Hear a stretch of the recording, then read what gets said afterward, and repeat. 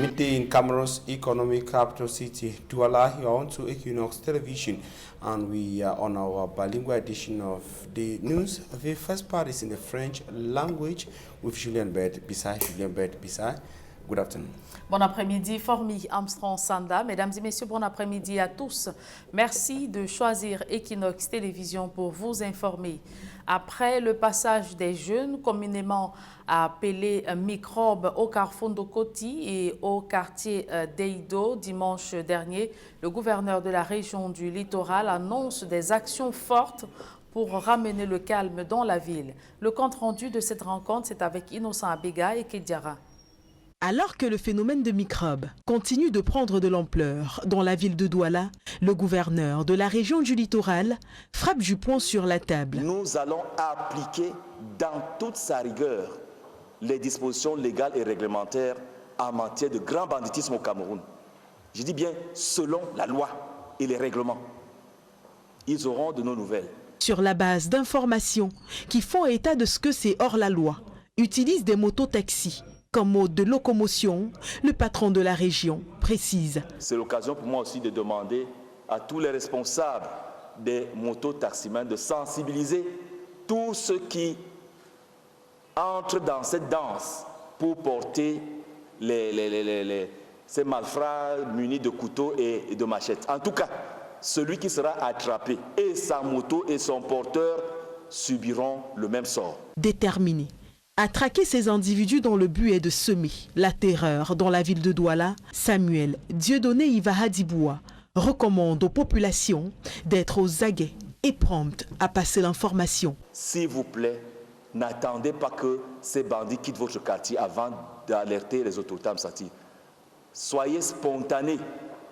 Soyez spontanés. Dans les 5 minutes qui arrivent, qui suivent, vous verrez ce qu'on va faire comme traitement à ces bandits-là. Pour le cas du quartier d'Aedo, dans lequel les microbes ont mené des assauts, ce dimanche, le gouverneur félicite la promptitude des jeunes du quartier qui ont choisi de barrer l'accès à ceux-ci.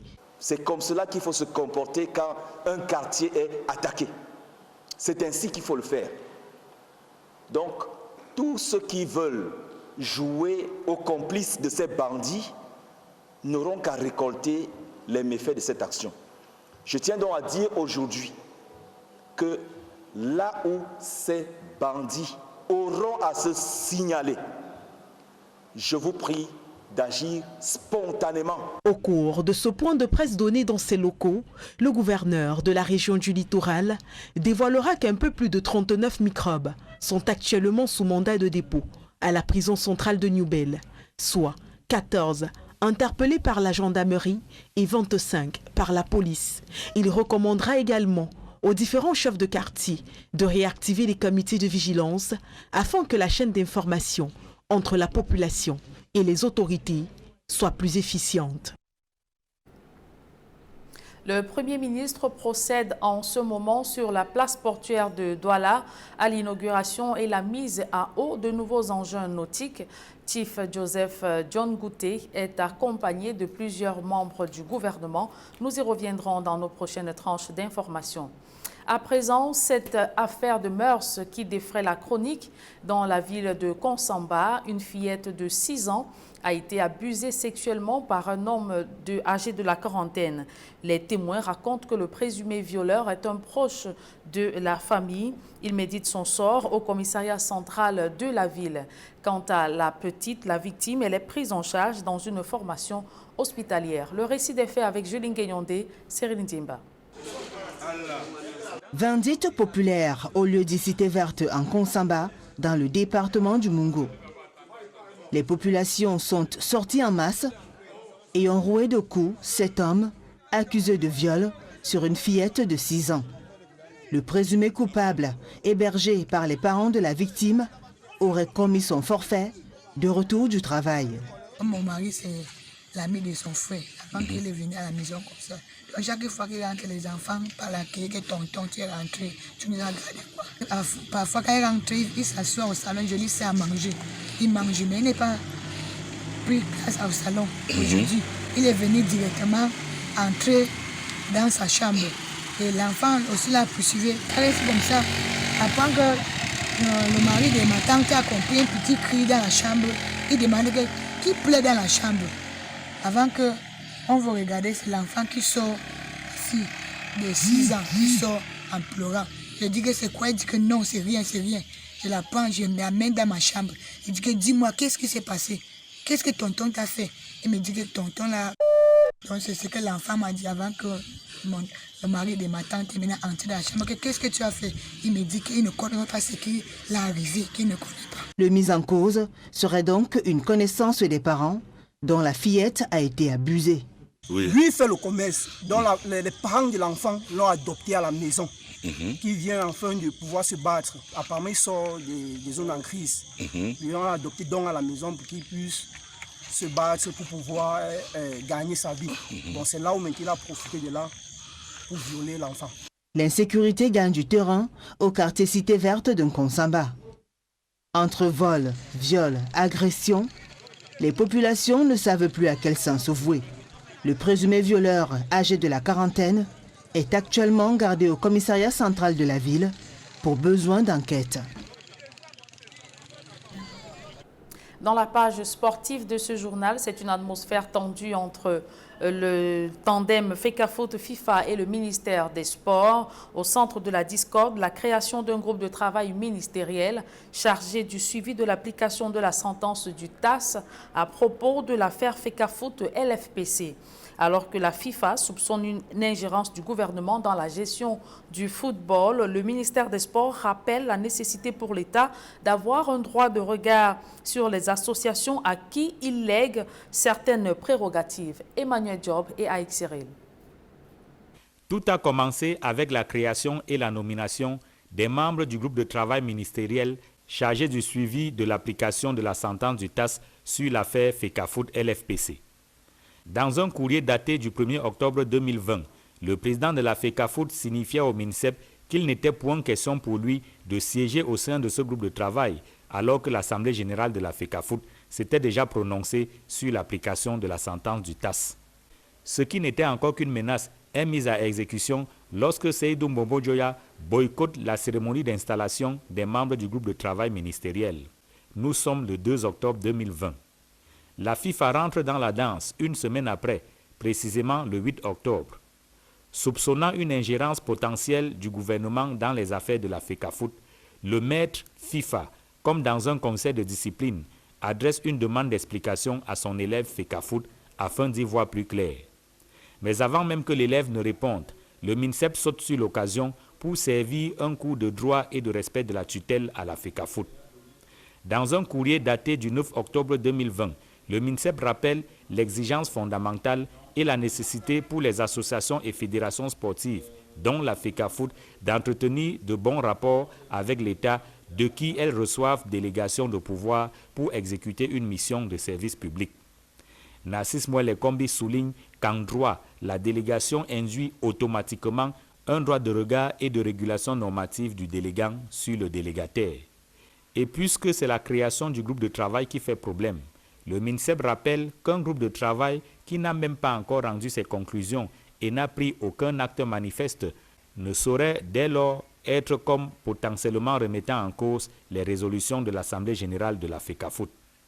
Pour finir avec sa leçon de droit, Narcisse Mouele Kombi demande à Seydou Mbombo Dioya de signaler à ses interlocuteurs de la FIFA que la crise actuelle entre la FECAFOOT et la LFPC n'est pas le fait de l'ingérence de l'État, mais bien d'une faute de la FECAFOOT dans ses rapports avec la Ligue, faute qui a été sanctionnée par le TAS dans sa sentence du 14 septembre 2020. À présent, un public reportage avant de mettre un terme à la première partie de ce journal. Après le ministère de l'Éducation de base, Orange Cameroun accompagne le ministère de l'Enseignement supérieur. Le numéro 1 de la téléphonie mobile vient de signer un partenariat avec l'Université de Yaoundé 2 dans le but de booster la digitalisation de cette école. Reportage. Orange. Orange Cameroun au chevet de l'Université de Yaoundé 2. À la faveur d'un partenariat signé au campus de Soa, Orange Cameroun s'engage à accompagner les étudiants de l'Université de Yaoundé 2 à travers le projet Orange Digital Center, Nous avons mis sur pied une innovation au Cameroun et en Afrique centrale, il faut le dire, qui est Orange Digital Center.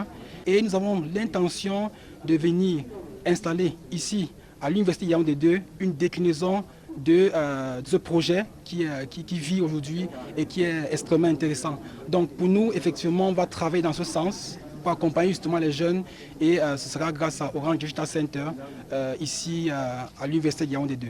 Orange Digital Center a déjà fait ses preuves ailleurs. Son arrivée à l'Université de Yaoundé 2 est fort appréciée dans la mesure où elle aidera l'institution universitaire à monter son incubateur d'entreprise. Nous sommes dans les TIC et tout le monde sait aujourd'hui quelle est l'importance du numérique dans l'enseignement, dans la recherche.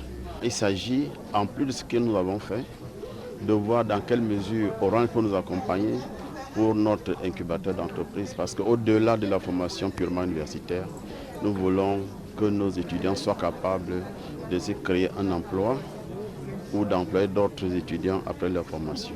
Nous voulons donc diversifier notre formation en la professionnalisant davantage. Orange Cameroun et l'Université de Yaoundé 2, c'est une histoire d'amour qui ne date pas d'aujourd'hui. Elle est davantage renforcée grâce à ce nouveau partenariat qui va booster la digitalisation des enseignements au campus de Soa.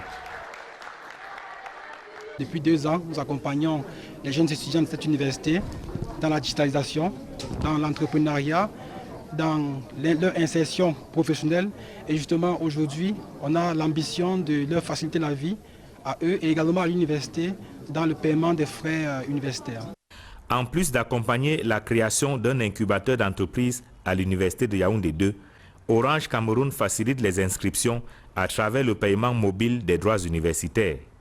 Preuve qu'entre Orange et l'Université de Yaoundé 2, c'est une affaire de famille. Orange.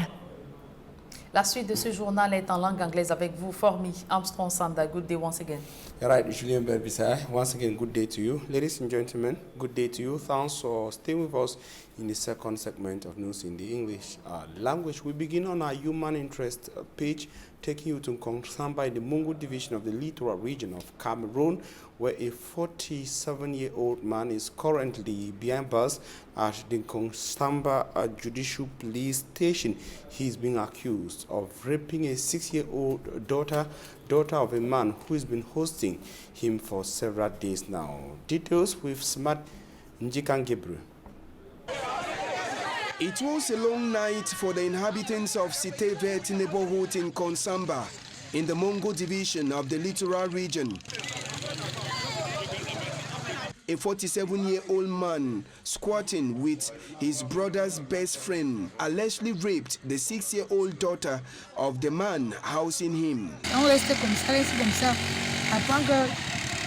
Minutes later, my 6-year-old child started crying, and after I asked her on several occasions, she finally told us that uncle had intercourse with her. Je dis que c'est quoi? Il dit que non, c'est rien, c'est rien. Je la prends, je m'amène dans ma chambre. Il dit que dis-moi, qu'est-ce qui s'est passé? Qu'est-ce que tonton t'a fait? Il me dit que tonton l'a baisé. The mother of Little Kwala confirms to us that the alleged rapist behaved strange before the incident. Sometimes when he returns, he stops over in the parlor to eat. But surprisingly, when he returned today, he went straight away into his room, and my little kid followed him, since they used to play games on his phone. With disappointment, residents of Sitevet pounced on the 47-year-old man before transporting him to the 3rd District Police Station. Unfortunately, security forces refused to take charge of him due to the injuries he has sustained from the beatings given to him by the population. It was finally security officers at the Central Police Station in Nkonsamba that took charge of the man, while Little Kwala was also taken to the hospital for checkup. The recent attacks on Ndokoti in the Douala 3 subdivision, Sitesik in the Douala 5 and Daido in the Douala 1 subdivision have so far provoked a debate across the city of Douala on the safety of persons and their properties from men of the underworld. It should be recalled that the last of such incident took place on Sunday in Daido and caused panic. The men of the underworld, yet to be clearly identified, have vandalized properties in Daido, vandalizing and breaking into markets in supermarkets, as you get in the following report. Deep into the night, in the heart of Douala, the economic capital city of Cameroon, men and women in the street, armed with machetes, knives, broken bottles, razor blades and other sharp objects. The warlike scene is in Daido in the Douala 1 subdivision, and the armed individuals are inhabitants of the area who came out in self-defense against Le Microbe, a notorious gang of armed young men of the underworld. I am warning them not to ever try to attack Daido again. When you decide to attack Daido, just be ready for trouble.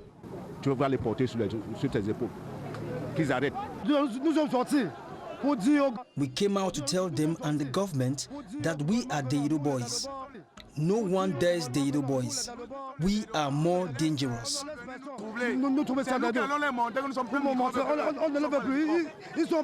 The group of armed young men, commonly referred to as Le Microbe by Douala city dwellers, invaded Daido at about 7:30 p.m.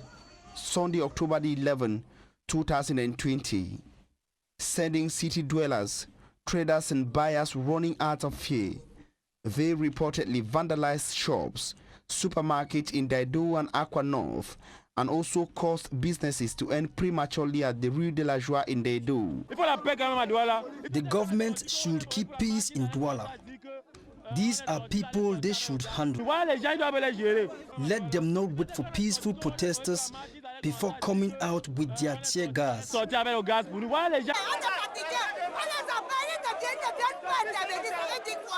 We are tired. They don't come when we call them for interventions. Unconfirmed sources see 5 of the vandals were caught and handed over to security elements by inhabitants of Daido. The attack in Daido has provoked an unending debate on the safety of persons and their goods in Douala, Cameroon. This wave of attack from Le Microbe began 3 days ago in Dokoti in the Douala 3 subdivision and at Cité Sig in the Douala 5 subdivision. They are identified as Le Microbe, and what is yet to be identified is their clear motive and those behind the group of young individuals of the underworld. And concerning the figure and the exact number of those arrested, the government of Cameroon, through the voice of the governor of the Littoral region, Samuel Dieudonné Ivahadibois, indicated that 39 of them were arrested and are currently detained in the Douala Central Prison in the New Bend neighborhood of the city. The governor, speaking to men and women of the press yesterday, also outlined measures taken by the government to see that the men of the underworld are taken out of the economic capital city. Immaculate Fogu has the rest of that story. After the recent wave of violence provoked by a group of armed individuals in some neighborhoods in Douala, the administration of the Littoral region wants to set the record straight. The governor of the Littoral region, Samuel Dieudonné Ivahadibois, has briefed the press on the different attacks. Some bandits occurred at the level of Ndokoti 5 or 6 days ago, and just rapping and making use of knife, wounding people and so on. But those bandits went through the road till the place called Ange Raphael. The most recent of such attacks was in the Daido neighborhood in the Douala 1 subdivision, where a violent confrontation ensued between the attackers and young people from the neighborhood. Those thief people, how we can say them, came to Daido on Saturday. People were drinking beer here and there, but they went and picked phones, money, and using knife, even cutlasses. Now, as the forces came there, they went away. But we've got a new information that they are going to come the next day. It was yesterday. That's why all the population of Deido, with their chief, decided to stop this kind of action of these bandits. Though no one was killed in the said attack that took place in Deido, the littoral governor urges the population to be vigilant and immediately report any violent attacks taking place in their neighborhoods. There were no wounded person because we got information on time. Voila, all the dwellers to give information on time. When you are in a quarter, seeing some people behaving like that, give us the information on time and there will be cash. In the course of the press briefing, the governor revealed that more than 39 armed criminals are presently at the New Bell Central Prison. And away from that, we'll take you to the southwest region of Cameroon to talk education, as stakeholders are worried that the academic year 2020-2021 might just be blank in a Dabatu subdivision of the Bakassi Peninsula and the Indian Division. Their worry is because of the structures hosting government secondary school in Dabatu that have so far been swept away by the sea. That is also threatening to take away the structures hosting government school in Dabatu. Derek Jato traveled from Boya to the Bakassi Peninsula and compiled the following report. Disconnecting what was connecting students and pupils away from school. This place, I've tolerated this place a lot. I've tolerated this place a lot. Every day is the same thing. And the takeoff indicates that their effort have finally yielded fruit. We have had a successful, very successful back to school. Like you can see from the images, we recorded close to 90%. The battle against insecurity and COVID-19 has also been won here, but not this one. And they will not be winning anytime soon. We are in Edabatu subdivisional headquarters in the Bakassi Peninsula. The erosion has stopped the government secondary school from going on here in this subdivisional headquarters. In 2019, Equinox Television reported about the structure of this government secondary school. November 2019, this is all that is left of government secondary school Edabatu 2 here in Bakassi Peninsula. The sea is threatening to take everything away. Today, October 2020, there is nothing here. The sea has finally swallowed everything away. GSS Edabatu is gone, and the lone government primary school will soon go the same way.